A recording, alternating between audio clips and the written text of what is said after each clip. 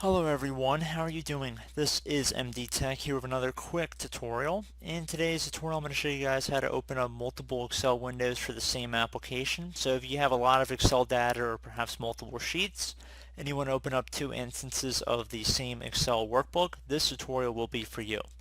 So we're going to just start by opening up the View tab. So just left click on that one time, left click on New Window, and that's pretty much it. So you can see now we have two windows of the same exact file open. So I make a change on the one, it'll make the change over on the second one. Add a new tab on the second, you can see it adds a new tab on the first.